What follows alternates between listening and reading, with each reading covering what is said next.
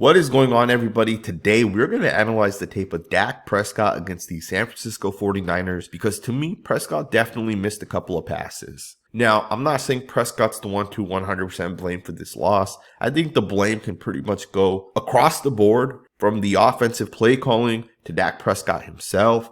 The O-line wasn't great at times, and the defense gave up 42 points. Now, we're not going to get into the defense or the offensive line in this one, but we are going to analyze Dak Prescott, starting with the second play of the game. You're going to see Luke Schoonmaker running open, and Prescott's not able to connect with him. You'll see from the end zone angle here, Prescott's going to throw the pass just a little too high. This one right here is 100% on Dak Prescott. To me, he makes the proper read, and the ball just is a little too high, as you guys will see here. And it's just outside the reach of Luke Schoonmaker.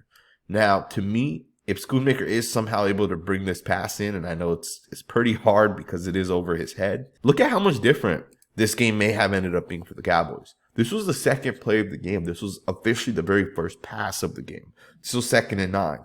If Schoonmaker somehow catches this, you're at the 45-yard line. You're cooking. You may be in field goal range with another 10 to 15 yards. So to me, the difference of Dak Prescott hitting Schoonmaker on this one versus not hitting him was a world of difference. Again, this was 2nd and 9, which means that after this incomplete pass, you're now looking at a 3rd and 9. And you're going to see that the 3rd and 9 pass is ultimately going to be an incomplete pass. Now, this is a questionable play in my opinion because in a 3rd and 9, you're really only going to run 3 guys. You're going to run 2 vertical routes, and then you're basically going to run CeeDee Lamb on a crossing pattern. And the tight end here is going to stay in. Ultimately, he's going to chip Boza, and then he'll leak out towards the right. But to me, this is just not a very good play design, and I think this is where Mike McCarthy has to do a better job. I understand why you'd want to take the shot to Michael Gallup at the bottom of your screen, but to me, throwing up 50-50 jump balls aren't the way to win football games. If you're going to attack man coverage, why not run some sort of out or run some sort of crossing route here? Get guys open in a different manner, not just taking these 50-50 passes, because ultimately this didn't work. And you'll see over the course of this video, the Cowboys tried these multiple times. And it makes sense because the 49ers play a lot of cover 1 and cover 3, and you do have a lot of single coverage on the outside. But if you're not able to win, if Michael Gallup and CeeDee Lamb aren't able to get open and Dak Prescott's not able to connect, at some point you got to change it up a little bit. So the very first drive of the game for the Cowboys ended in a 3 and out, which was that last drive I just showed you guys. Now the second drive of the game is also going to end in a 3 and out. And I want you guys to watch some of these plays because this just isn't good enough if you guys ask me. Mike McCarthy has to do a better job. This is such basic football and there's just nothing to this. Like for the quarterback to have a spacing concept at the top, but then he's going to quickly look over here to the left and ultimately just take the pass to the running back. That's not good enough for your 1st and 10 play design. Let's push the ball a little bit. And I don't like this from the quarterback's perspective because as soon as the ball snapped, he's going to look over to the right. And right away, you see the linebacker here who's playing the robber role, right? He's really free to kind of roam, is going to start running that way right away. And there's just nothing that's going to happen within this play. Even if the running back makes the first linebacker miss, well, you got the second guy who's free on this cover 1. Who's right there. Now, should this play have been a penalty? Possibly. But we don't want to get into that, right? I really want to just analyze the actual play design within this. So now the Cowboys are in a 2nd and 11. Dak Prescott's going to do a really nice job on this one. He's going to find CeeDee Lamb. And now they're in a 3rd and 3. And on this 3rd and 3, you're going to see the quarterback's going to get sacked. Now, Terrence Steele did not have a good game yesterday. He had at least 5 or 6 losing reps.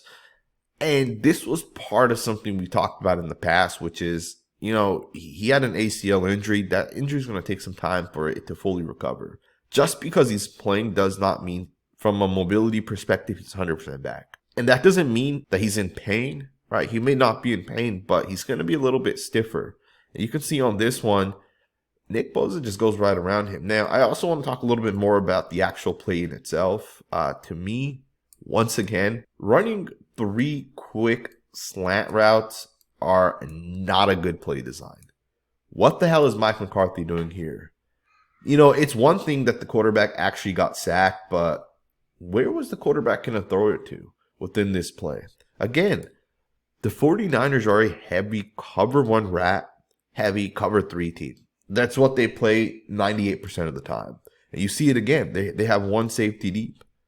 And that means the inside linebacker here is going to just read the quarterback. That means if Prescott looks over here, that's where the linebacker is going to go to. If Prescott looks over here, the linebacker is going to go that way. So on this one, if you guys watch Fred Warner, he's going to right away start to recognize where Dak Prescott's possibly going to look to throw, and you can see right away that gets taken away.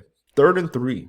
This was one of the moments that the Cowboys had. Now, obviously the quarterback didn't have enough time, and that's very clear because the quarterback looking over to the left comes back to the right, and maybe he wants to throw the ball here or possibly here, but guys just aren't open.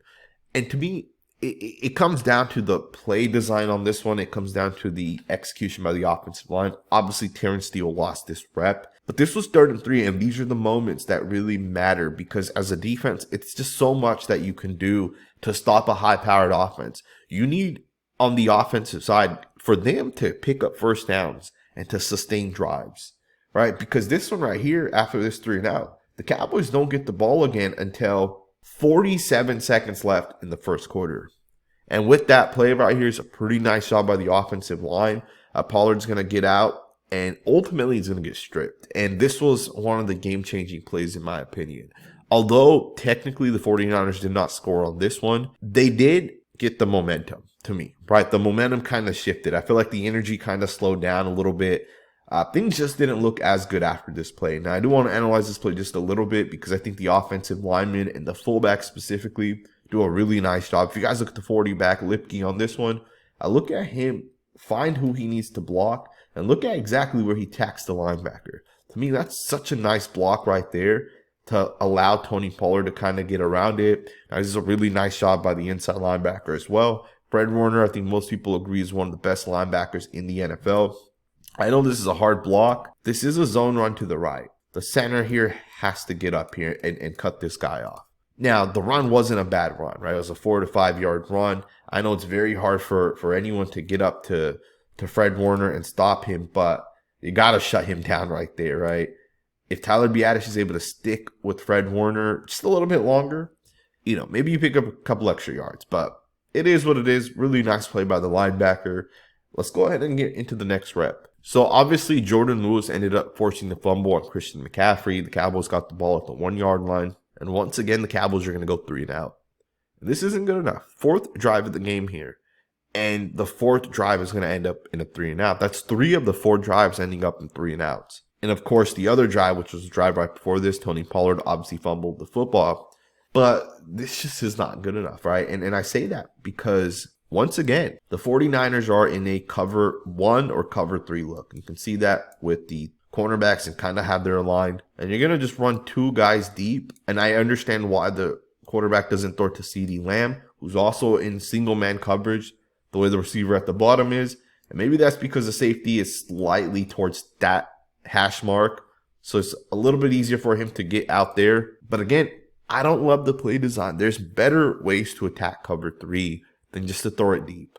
And if you're going to throw it deep, the quarterback has to get the ball out a little bit further, right? To me, Dak Prescott has to put this out where the wide receiver can just continue running and hopefully catch it, as opposed to it's a 50-50 jump ball. Cornerback obviously does a really nice job within this one. You got to give credit to Ward. Really nice job by the cornerback to ultimately break the pass up. The O-line does a pretty nice job on this one. They keep the quarterback clean, but do keep in mind it's a 7-man protection, which is obviously going to favor the offense. And Gallup's not able to bring it down. That's a nice job by the corner. Let's get into the next snap. Alrighty, guys, the same exact drive, just a play later, 3rd and 2 at this point. And Dak Prescott's actually going to get sacked on this play. I don't think the offensive line did a bad job on this one. I think Dak Prescott just has to do a better job. And let's talk about it a little bit. If you guys watch the left tackle, Tyron Smith, on this one, you're going to see him basically snatch down number 94. And although 94 is on the ground and maybe Dak feels a little bit of pressure here, this isn't pressure, right? He's not going to get sacked by the guy that Tyron Smith ultimately snatches down. And this is part of what I think Dak Prescott has to really get better at. In this play, Prescott's going to kind of run way out here and Fred Warner's going to meet him. But what I would have loved for Prescott to do is just reset the feet right here and look to see if one of these wide receivers ultimately gets open. I don't love you trying to outrun Fred Warner to the sideline. Warner's not that type of linebacker, right? Warner's a very, very good linebacker. He's going to make these plays. And I would have loved for Prescott to, instead of trying to outrun Fred Warner, just go through the reads and see if someone possibly breaks open late within this play. Now, I know me sitting here and saying Dak Prescott should have done this or that is not really fair because Prescott is playing, in a live environment against a really good defense. But one of the things guys like Patrick Mahomes, Josh Allen do is they'll reset the feet and guys break open late. It happens all the time. And on this one, you can see a wide receiver is going to break open late. Now, I'm not saying Dak Prescott missed them because the quarterback scramble drill is a whole different beast in itself. And I don't really want to talk about it in that aspect. Now, from a design perspective, the Cowboys are running a mesh play, which means you're going to get 2 drag routes. Cooks is going to come and stop himself in the middle of the field. The running back is going to run a wheel route. And you can see it just doesn't work all that well, but do keep in mind, this is a cover 1 rat once again. You can see the linebacker basically blows this play up when it comes to the middle. The running back isn't really open either. If you guys look at Prescott, it almost seems like he's trying to hit Tony Pollard on this one. And it just doesn't look good, right? You guys can see no one's open. Here. Literally, no one is open across the board. And I'm not sure if there's something that could be done better. Maybe the guys just aren't good players, right? Maybe Tony Pollard and Brandon Cooks aren't the players that we would have thought them to be. But between the design, between the quarterback not being able to reset the feet, between guys not creating that separation, it just doesn't look good right now. All right, the Cowboys have to figure this out. Again, this was the 4th drive, and 3 of the 4 drives were 3 and outs. That's not good enough. Now, I also want to just state this before we move forward. The score is still 7-0. So if the Cowboys were able to get something going, they're still in the game. The game was not over. But the offense did not help the defense at all in this game. Alrighty, guys, let's go ahead and get into the actual touchdown drive by the Dallas Cowboys. I felt like the design was a lot better. I felt like the execution was a lot cleaner. Really nice design here by the offensive coach. You're going to get Dak Prescott rolled out to the right. You're going to get a quick 7-yard completion on this one. Really nice job with the design. You got another one here. Once again, cover 1, man-to-man across the board. This was 3rd and 7, and the Cowboys are going to recognize that. And they're going to attack Fred Warner on this one. Warner's a great linebacker, but he's not a guy that's going to play man-to-man against guys that are faster than him, and that's just a fact of how it works in the NFL. Very few linebackers can cover a guy like Jake Ferguson in a man-to-man situation. And I like this design here. All right, it's a quick whip wrap to the outside. Just like that, you pick up 20 yards. And then on 3rd and 4, once again, cover 1. And the Cowboys are going to recognize that. This time, Dak Prescott's going to throw it deep to Kevontae Turpin. Really puts it out there. And Turpin gets underneath it and catches it. Now, this was the touchdown drive. I felt like watching this drive here, I almost felt like the Cowboys were going to get back into the game at this point. Right? Because at this point, it was 7-14 after this touchdown. But I do want to state this. Terrence Steele has to do a better job because even on this touchdown pass, he's going to get beat, and that's just not good enough. You can't let your quarterback take that type of hit right there. Now, the very first pass by Dak Prescott in this game was the pass to Schoonmaker that ultimately fell incomplete. I thought that play was one of the massive plays within this game that could have changed the outcome of the game. The other play that I think could have changed the outcome of the game was this play here. The score right now is 21-7. And had Dak Prescott been able to connect with Brandon Cooks on this one, I think it changes everything. Now you can see that Dak Prescott within this play is going to roll to the right of the screen here. With that, he's going to run all the way out to the right. He's going to lean to the right, and the ball's going to fall just a little far to the right. The ball's going to land about a yard to the right, and ultimately this is an incomplete pass because of that. Now this play ended up being perfect for the Cowboys because now it does look like this is some sort of cover 1 based off of how these guys are kind of aligned with the 1 safety deep. They're going to actually roll this into a cover 2, Tampa, with Fred Warner basically taking the middle of the field. So Fred Warner ends up getting into a one-on-one situation with Brandon Cooks. And this worked perfectly. Now, I would have loved for Prescott to possibly throw this pass sooner. And I know it's easier for me to just be here saying that he should have thrown the ball sooner. I know it's hard to get this pass completed, but I would have loved for Prescott to get the ball out sooner. Because had he done that, you have more room from where Cooks is to the sideline to possibly fit the ball into. And I know it's a hard-ass throw to make, but I think this play right here could have been a big, big difference within this game, right? If somehow the Cowboys are able to connect with Cooks, I think the defense would come out a little bit more fired up as well, right? Because I think at some point, when the score is 7-28 or 10-28, the defense is going to give up hope a little bit, right? There's just a couple more plays that I want to go over, but I think this was one of the plays that could have changed this game. So after that incompletion to Brandon Cooks, Dak Prescott took a sack on the very next play, and that ended the drive and ultimately ended the first half. And this was the first drive of the second half. I thought this was a pivotal moment for the Cowboys to get some points on the board. A field goal is ultimately what they got. And I think a field goal is good enough within this moment. I know some people would disagree with me, but this was part of the moment that the Cowboys defense actually let the Cowboys down. And let's analyze these plays, and I'll get into why I say that. So this was 2nd and 5. Dak Prescott's going to play action. He's going to step up within the pocket, and he's going to deliver a really, really nice pass to CeeDee Lamb. And this is what I need to continue to see out of Prescott. As they're running these plays, as you get these play actions, and as you step up, keep the eyes downfield, make those adjustments as CeeDee Lamb does within his route, and you pick up 29 yards just like that. Now, this one's a 2nd and 11, same drive, literally 2 plays later, and you're going to see the quarterback on this one check it off to the running back. Now, I'm okay with that play, right? It is a pickup of 7 yards, but I think this is the moment that the coaching staff kind of let us down. 3rd and 4. You're going to run the football, and you're going to lose a yard on this one. And this just is not good enough because now you settle for a field goal. And again, I'm okay with the field goal. I think being down 10-21 is not the end of the world. And it would have been great if the defense was able to get a stop. And they ultimately weren't able to get a stop. And I think that ended the game. 10-28 after that. But I don't like this play call once again. 3rd and 4. And you give it to your backup running back on 3rd and 4. I just don't like the play call. It doesn't make sense to me how this is executed and why this play was designed in the first place, to be honest with you guys. If this is what you think of Dak Prescott, then you should move on from Dak Prescott. Because in a 3rd and 4 situation, when you're in field goal range, you would like to get the ball thrown. You would like for Prescott to have the ball in his hands. And for some reason, Mike McCarthy calls a run play. Now, you lose a yard on this one, so ultimately you settle for a field goal.